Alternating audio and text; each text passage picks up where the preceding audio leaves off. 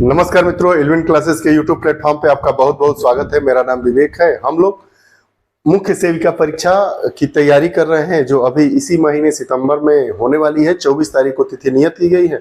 यह 1-2 साल पुरानी भर्ती ही थी। यूपी ट्रिपल एससी पर आयोग द्वारा इस भर्ती को निकाला गया था। तो उसी में आज हमारा 13वां टॉपिक है प्रतिरक्षा, इम्यूनिटी, प्रतिरक्षा के प्रकार और प्रतिरक्षीकरण अनुसूची। इसके बारे में हम बात करेंगे। तो आइए कक्षा को प्रारंभ करते हैं। की तरफ वापस आते हैं। प्रतिरक्षा, जिसको अंग्रेजी में इम्यूनिटी कहा जाता है, और प्रतिरक्षा के प्रकार और प्रतिरक्षीकरण अनुसूची क्या होता है, यह टॉपिक है, आपके सिलेबस में है, मुख्य सेविका परीक्षा के लिए है, इसलिए इसको हम लोग बात करते हैं। प्रतिरक्षा के प्रमुख प्रकार क्या है? 2 प्रकार होते हैं, एक सहज प्रतिरक्षा और दूसरी उपार्जित प्रतिरक्षा। सहज प्रतिरक्षा मतलब जो हमारी इम्यूनिटी होती है, और उपार्जित जो मतलब कहीं से हम इम्यूनिटी को प्राप्त करते हैं। इम्यूनिटी कहाँ से प्राप्त करते हैं? जाहिर है वातावरण से मिलता होगा, भोजन से मिलता होगा। आइए बात कर लेते हैं। सहज प्रतिरक्षा, इनेट इम्यूनिटी। सहज प्रतिरक्षा एक प्रकार की अवशिष्ट रक्षा है जो जन्म के समय मौजूद होती है। यह प्रतिरक्षा हमारे शरीर में बाह्य कारकों के प्रवेश के सामने विभिन्न प्रकार के रोध खड़ा करने से हासिल होती है। सहज प्रतिरक्षा 4 प्रकार के रोध होते हैं। यह कहा जा रहा है कि जब हम जन्म लेते हैं तो उस समय सहज प्रतिरक्षा होती है इनेट इम्यूनिटी की। जैसे कई प्रकार के जो रोग आते हैं उनको रोकने के लिए यह प्रतिरक्षा प्रणाली हमारी काम करती है। यह मुख्यतः 4 प्रकार की होती है। आइए इसके चारों प्रकार को हम लोग बारी बारी से पढ़ते हैं। बैरियर, हमारे शरीर पर त्वचा मुख्य रोध है जो सूक्ष्म जीवों के प्रवेश को रोकती है। जो हमारी ये त्वचा है, यह सूक्ष्म जीवों के प्रवेश को रोकती है। श्वसन, जठरांत्र और जनन मूत्र पथ को हस्तांतरित करने वाली एपिथीलियम का श्लेष्मा आलेप भी शरीर में घुसने वाले रोगाणुओं को रोकने में सहायक होता है। दूसरा, कायिक रोध क्या होता है? फिजियोलॉजिकल बैरियर क्या होता है? अमाशय में अम्ल, लार, आंखों के आंसू, ये सभी रोगाणीय वृद्धि को रोकते हैं। आंसू, जैसे कोई चीज हमारे आंख में पड़ा, आंसू के माध्यम से वो बाहर आ गया। उसके बाद अमाशय में जो हमारा अम्ल आता है वह रोगाणुओं से हमें मुक्ति दिलाता है। जो हमारा लार है, जैसे मुंह में कोई चीज चला गया, लार के माध्यम से बाहर आ गया, वही बात कर रहा है कायिकीय रोध। कोशिकीय रोध क्या होता है? सेलुलर बैरियर, हमारे शरीर में रक्त में बहुरूप केंद्रक श्वेताणु, उदासीन रंजी जैसे कुछ प्रकार के श्वेताणु और एक केंद्राणु तथा प्राकृतिक मारक लिम्फोसाइट्स के प्रकार एवं उत्तकों में बृहद भक्षकाण मैक्रोफोजेस रोगाणुओं का भक्षण करते हैं और नष्ट करते हैं। अगला क्या है?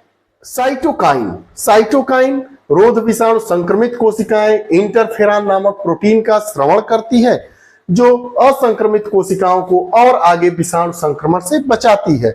जो हमारे विषाणु संक्रमण है उससे बचाने के लिए और आगे न बढ़े, ये काम करता है।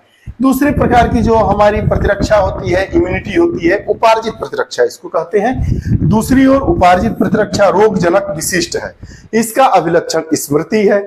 इसका अर्थ है कि हमारे शरीर का जब पहली बार किसी रोगजनक से सामना होता है तो यह एक अनुक्रिया करता है जिसे निम्न तीव्रता की प्राथमिक अनुक्रिया कहते हैं। जब किसी रोग से हमारा पहली बार सामना होता है तो यह अनुक्रिया करता है, रिस्पांस करता है, जिसे निम्न तीव्रता की प्राथमिक अनुक्रिया कहते हैं। बाद में उसी रोगजनक से सामना होने पर बहुत ही उच्च तीव्रता की द्वितीयक या पूर्ववर्तीय अनुक्रिया होती है। उपार्जित प्रतिरक्षा, जैसे हमने देखा कि कोई भी हमें रोग आया तो उससे बचने के लिए पहले में आया तो थोड़ा धीरे से वो रिस्पांस किया और बाद में आया तो तुरंत एक्टिव होके, जैसे कोरोना का बाहर से इंजेक्शन दिया जा रहा था, उसको हम उदाहरण के तौर पर देख सकते हैं। आगे शरीर के रक्त में मौजूद 2 विशेष प्रकार की लसिकाणुओं द्वारा होती है। प्राथमिक और द्वितीय जो प्रतिरक्षा होती है वो हमारे जो रक्त है हमारे शरीर का, उसमें जो मौजूद 2 विशेष प्रकार की लसिकाणिकाओं के द्वारा होती है, बी लसिकाणु और टी लसिकाणु। अब ये क्या होते हैं? बी लसिकाणु हमारे रक्त में प्रोटीनों की सेना उत्पन्न करते हैं ताकि वो रोग जनकों से लड़ सके। ये प्रोटीन प्रतिरक्षी एंटीबायोटिक कहलाती है। ये जो बी लसिकाणु होते हैं वो प्रोटीन प्रतिरक्षी, जिनको क्या कहते हैं? एंटीबायोटिक।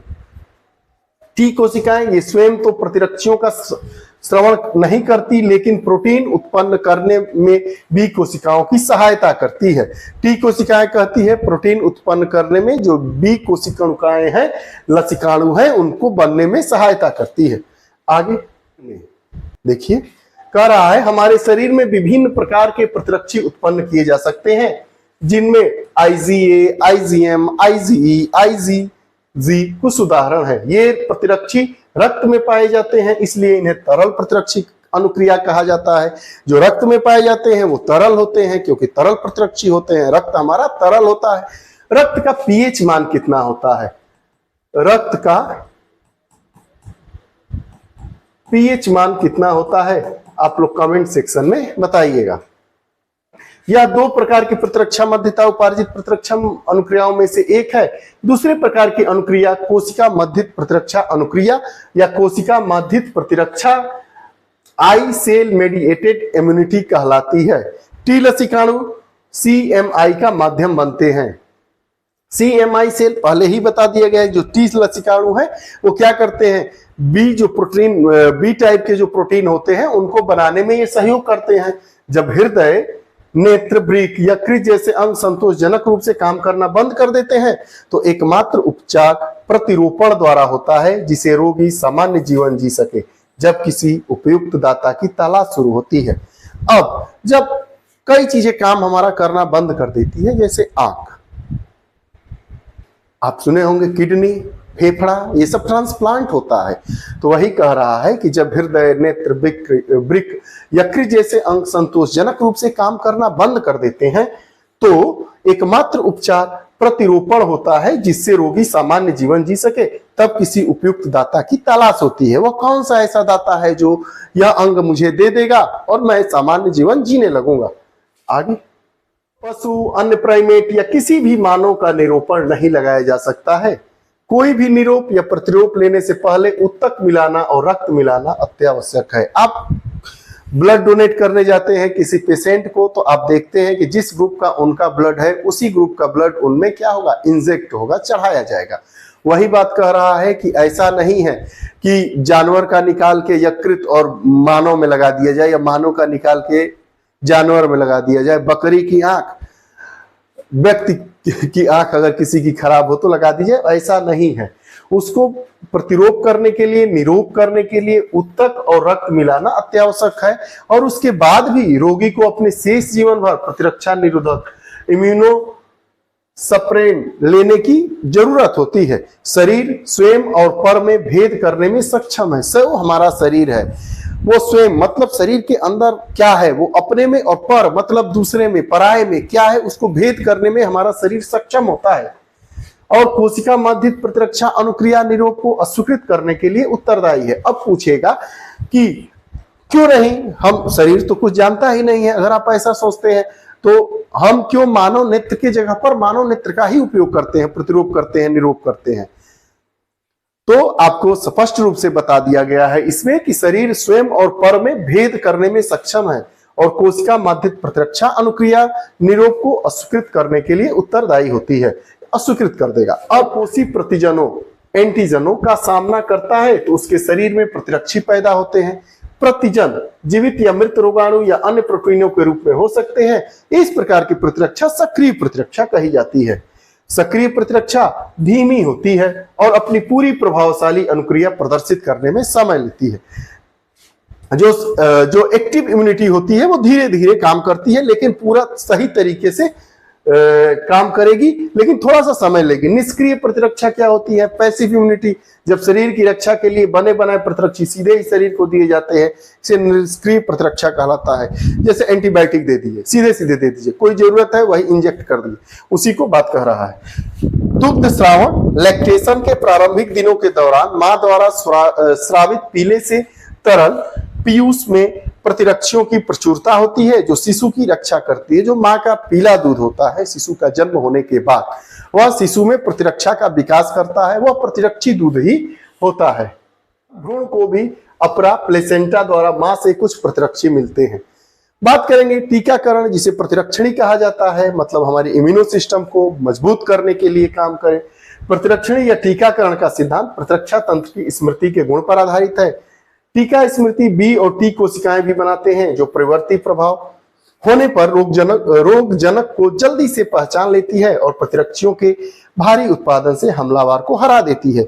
यह पहचान लेती है कि अब क्या होने वाला है, तो डेंगू के विषाणु या डेंगू काटने से जो चीजें होती है वो आता है, तो उसका प्रतिरक्षी हमें तुरंत ढूंढ के और तैयार कर देना है। यदि घातक रोगाणुओं से संक्रमित होता है जिसके लिए प्रतिरक्षियों की आवश्यकता है, जैसा कि टिटनेस में तो प्रभावकारी निष्पादित प्रतिरक्षियों या प्रति आविष एंटीटॉक्सिन एक ऐसी निर्मित जिसमें आविष के लिए प्रतिरक्षियां होती हैं कि टीके के रूप में सीधे दिए जाने की जरूरत है। टिटनेस में तो सीधे ही टीका के रूप में दिया जाता है। आप तो देखते ही हैं कि लोहे से या जंग लगे लोहे से अगर कट जाता है, खून का स्राव होता है, खून निकलने लगता है, तो टिटनेस की सुई तुरंत दे देनी चाहिए। सांप के काटे जाने के मामलों में भी रोगी को जो सुई लगाई जाती है उसमें सर्प जीविस वेनम के विरुद्ध निष्पादित प्रतिरक्षी होते हैं। इस प्रकार का प्रतिरक्षीकरण निष्क्रिय प्रतिरक्षीकरण कहलाता है। आगे एलर्जी, कई नई जगह पर जाने पर बिना किसी स्पष्ट कारण के छींके आना हो जाता है, घबराहट होने लगती है, सांस लेने में दिक्कतें होती है। उस जगह से वापस आने पर ये लक्षण गायब हो जाते हैं। वास्तव में कुछ लोग पर्यावरण में मौजूद कुछ कणों के प्रति अति संवेदनशील होते हैं। इस प्रकार के लक्षण पराग, चिचड़ी आदि के प्रति एलर्जी के कारण उभर कर आते हैं। भिन्न भिन्न जगहों पर भिन्न भिन्न हो सकते हैं। पहाड़ पे जाएंगे तो आप डरने लगेंगे, कहीं बंद कमरे में बैठेंगे तो आपका सांस फूलने लगेगा, आपको बेचैनी होने लगेगी, उसी की बात कर रहा है। पर्यावरण में मौजूद कुछ प्रतिजनों के प्रतिरक्षा तंत्र की अतिरंजित अनुक्रिया एलर्जी कहलाती है। एलर्जी की परिभाषा एक लाइन में देनी होगी तो क्या देंगे कि पर्यावरण में मौजूद कुछ प्रतिजनों के प्रतिरक्षा तंत्र की अतिरंजित अनुक्रिया एलर्जी कहलाती है। एड्रीनेलिन और स्टेरॉइडों जैसी औषधियों के प्रयोग से एलर्जी के लक्षण जल्दी घट जाए। स्टेरॉइड मतलब इंस्टेंट आप लिए, आपका एलर्जी खत्म हो गया। लेकिन आधुनिक जीवन शैली के फलस्वरूप लोगों में प्रतिरक्षा घटी है और एलर्जनों के प्रति संवेदनशीलता बढ़ी है। जब प्रतिरक्षा आपकी इम्यूनो सिस्टम आपका कमजोर होगा तो एलर्जी भी हावी हो जाएगा। अभी तुरंत आप एसी गाड़ी से निकले और बाहर चाय पी रहे हैं, किसी दुकान पे सड़क के किनारे खड़े होके, तो अगर आपका इम्यूनिटी कमजोर है तो आपको छींके आने लगेंगी। वही बात कह रहा है कि अब इस समय क्या है, प्रतिरक्षा हमारी कमजोर हो रही है। शरीर में प्रतिरक्षा तंत्र immuno system in the body, मानव प्रतिरक्षा तंत्र में लसिकाव अंग, लिम्फोसाइट ऑर्गन्स, उत्तक कोशिकाएं और घुलनशील अणु जैसा कि प्रतिरक्षी शामिल है। प्रतिरक्षा तंत्र विजातीय प्रतिजनों को पहचानता है, इनके प्रति अनुक्रिया करता है और इन्हें याद रखता है। प्रतिरक्षा तंत्र एलर्जी प्रतिक्रियाओं, स्व प्रतिरक्षा रोगों और अंग प्रतिरोपण में महत्वपूर्ण भूमिका निभाता है। ये ही वे अंग है जिनमें लसिकाणुओं की उत्पत्ति या परिपक्वता और प्रचुरोद्भवन होता है। अस्थिमज्जा, बोन मैरो और थाइमस ऐसे प्राथमिक लसिकाव अंग है जो अपरिपक्व लसिकाणु, प्रतिजीवी, प्रतिजन संवेदनशील लसिकाणुओं में विभेदित होते हैं।